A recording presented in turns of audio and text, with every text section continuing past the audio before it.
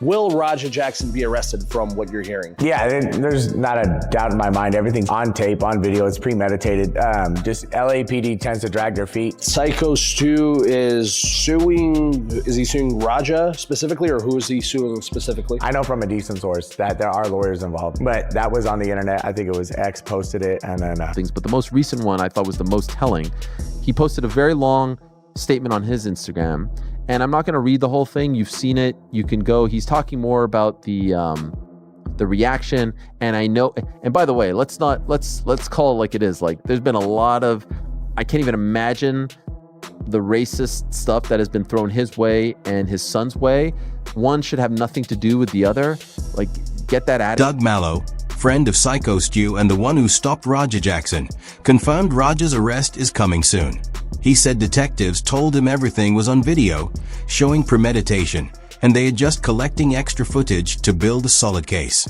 The investigation is fully focused on Raja, not others, with Lapt moving slowly but surely. Pad, any updates? Will Raja Jackson be arrested from what you're hearing? yeah, there's not a doubt in my mind. Everything's on tape, on video. It's premeditated.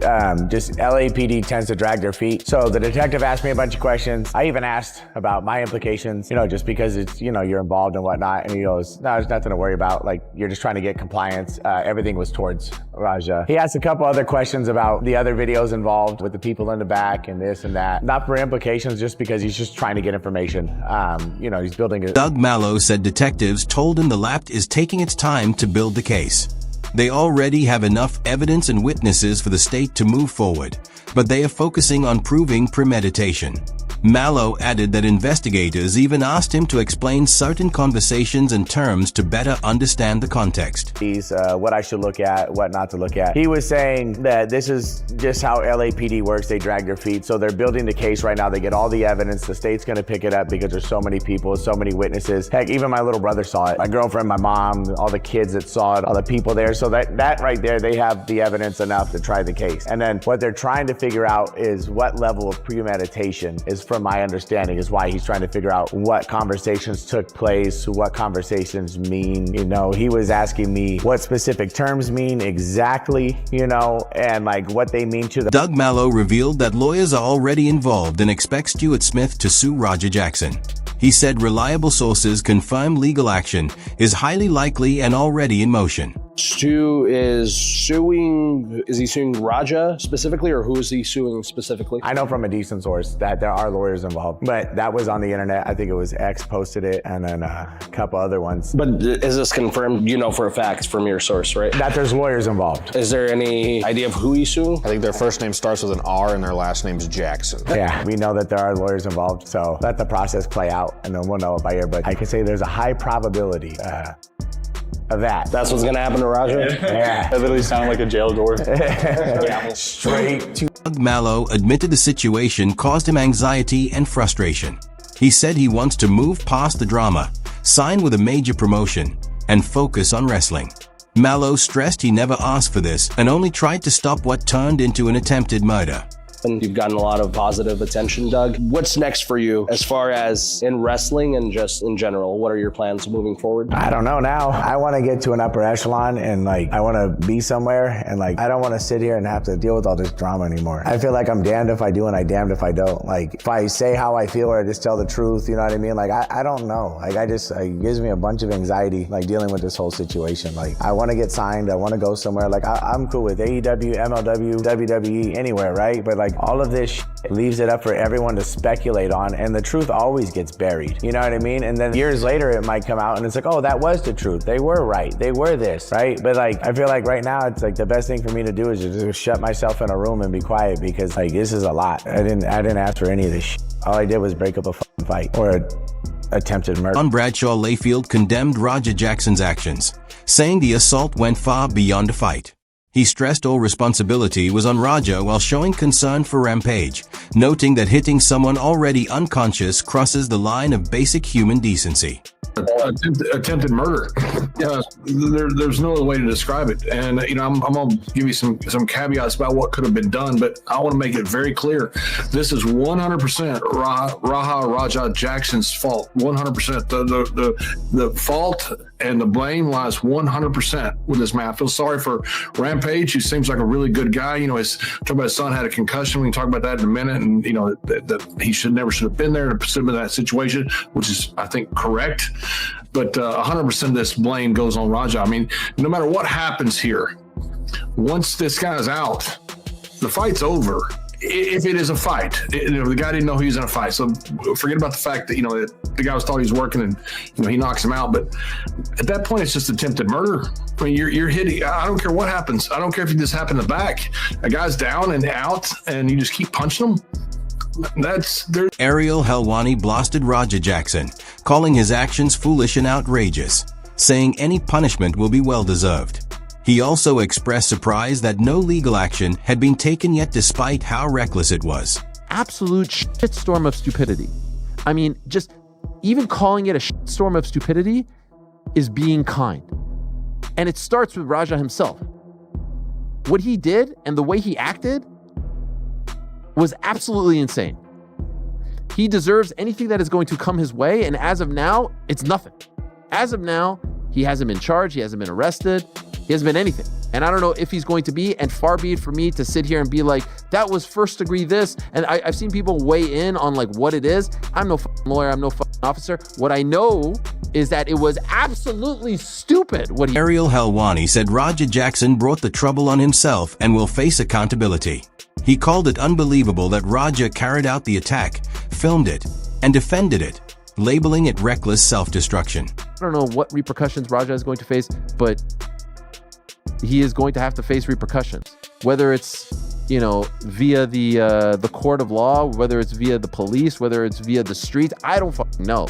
But that was crazy, man. You incriminated yourself. You filmed yourself beating the living daylights out of another man. And then you filmed yourself telling the world that you were going to do it. And then you filmed the aftermath of you justifying it. What? Absolutely. Greg Doucette suggested Raja Jackson may have ruined his career and could face prison. He said years of comparisons to his father and constant criticism, even from family, built pressure that made this outburst almost inevitable. And so Raja most likely has ended his career, will end up in prison for God knows how long. And so, in my opinion, this is an example of exactly what happens when kids, they lash out. And by kids, I mean adults who are only 25 years of age. Perhaps he's 26. I forget. When you keep on poking the bear, you keep on teasing someone, you keep on belittling them, putting them down, making them feel less than other people. Eventually, you can't handle it and you don't give two Turks about anything. And so, in my opinion, this was a ticking time bomb. Imagine, you're this kid. You have to live up to your dad's reputation. And all he does is make fun of you, put you down, calls you a bitch, pussy. Eventually, what do you think you're going to do when the wrong person pushes you the wrong... Greg Doucette slammed Raja Jackson for going way past the script, saying it was meant to be just one punch, but Raja threw over 20 on an unconscious Stu. He said once Stu was bleeding and not fighting back, it was clearly over, and continuing crossed into criminal behavior that could land Raja in jail. So he gets up on top and he punches him. That was basically the script. And so at this point, I think there's nothing wrong with this. Hey, it was a script. I didn't notice he was unconscious. And so I hit him. Fine. What about the second punch? The third, the fourth, the 10th, the 20th? What about on number 27? When blood is pouring out of the person's head and he hasn't swung back a single time. Do you not think he would know if somebody is defenseless or not? And so I don't care if the guy deserved it or he didn't deserve it. I don't care about any of that stuff. When the person you're beating up is unconscious and can no longer defend themselves, the fight is over. And if you continue to beat that person up, that's when you're in the wrong and that's when you go. Greg Doucette said the chaos came from wrestlers not knowing if Raja's attack was scripted or real until blood showed. Once they realized it was legit, they rushed in to save Stu. He explained Raja's punches came so fast it was hard to process, and after leaving the ring in blind rage, just as he warned he would, the whole thing was caught clearly on video, proving Raja's responsibility. Think of it, it's wrestling. Everyone's thinking it's part of the script.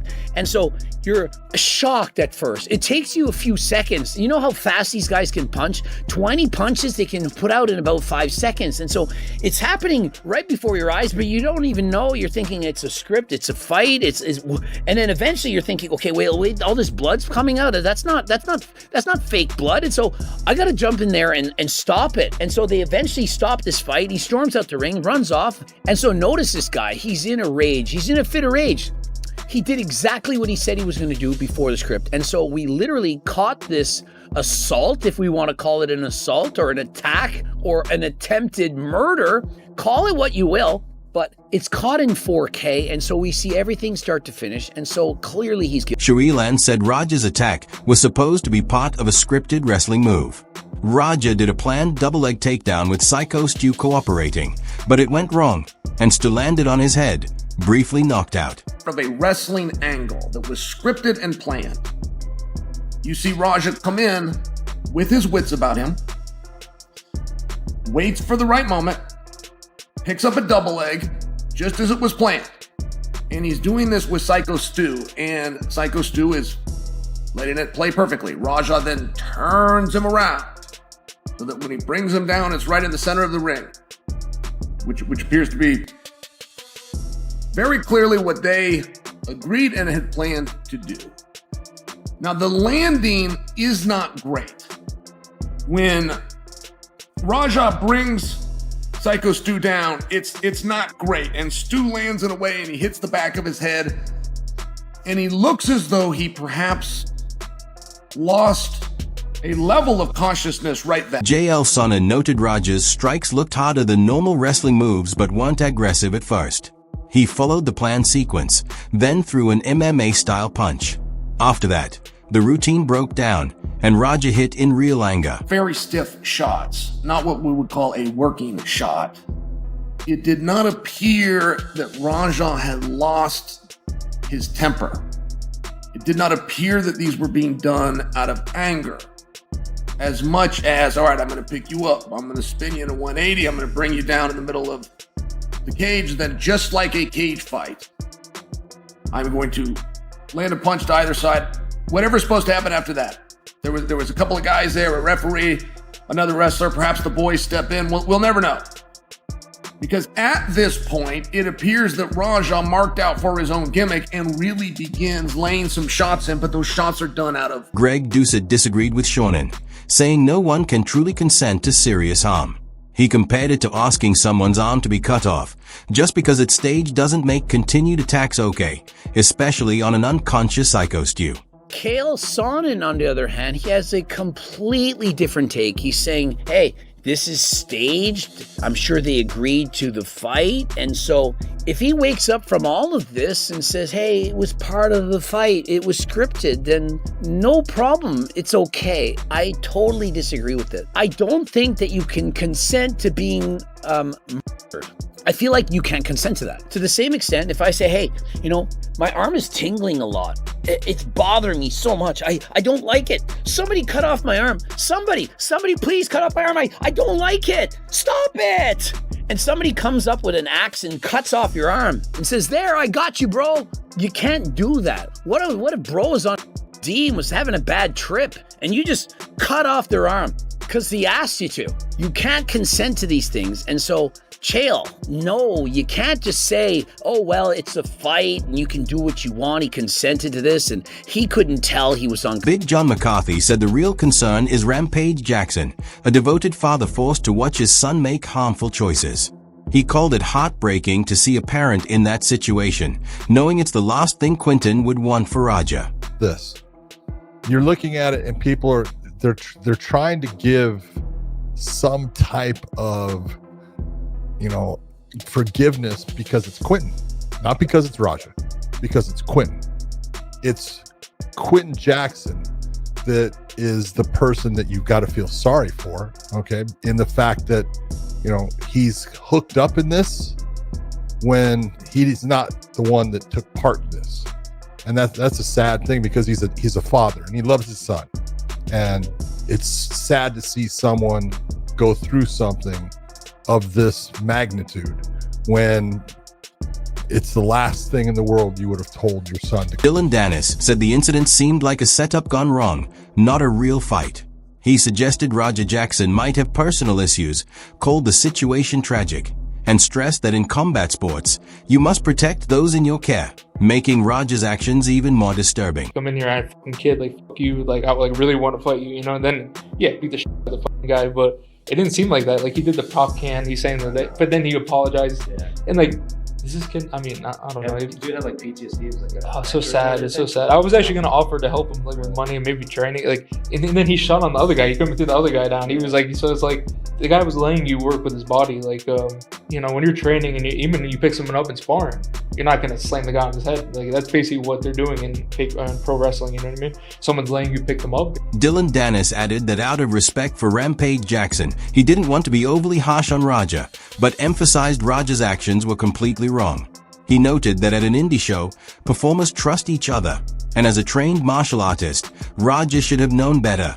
Attacking a defenseless person is unacceptable and harms the sport's reputation. You don't want to blame Rampage. That's the only reason that I don't want to go too hard on his son, because Rampage is a legend. He's a great guy. Seems to be kind of. Yeah, but like if it wasn't Rampage's son, I'd be like, that motherfucker. You know what I mean? Like that shit's fucked up. You know, to do to someone, especially an indie show like that, and you're a martial artist at the end of the day. You know when someone's unconscious. Like if it was like a street fight and you're in the fight to the death and you're trying to kill us or protect your family, that's like something like that. Okay, I would understand that, you know? He's a 25-year-old man that's been training martial arts and has been around martial arts his whole life.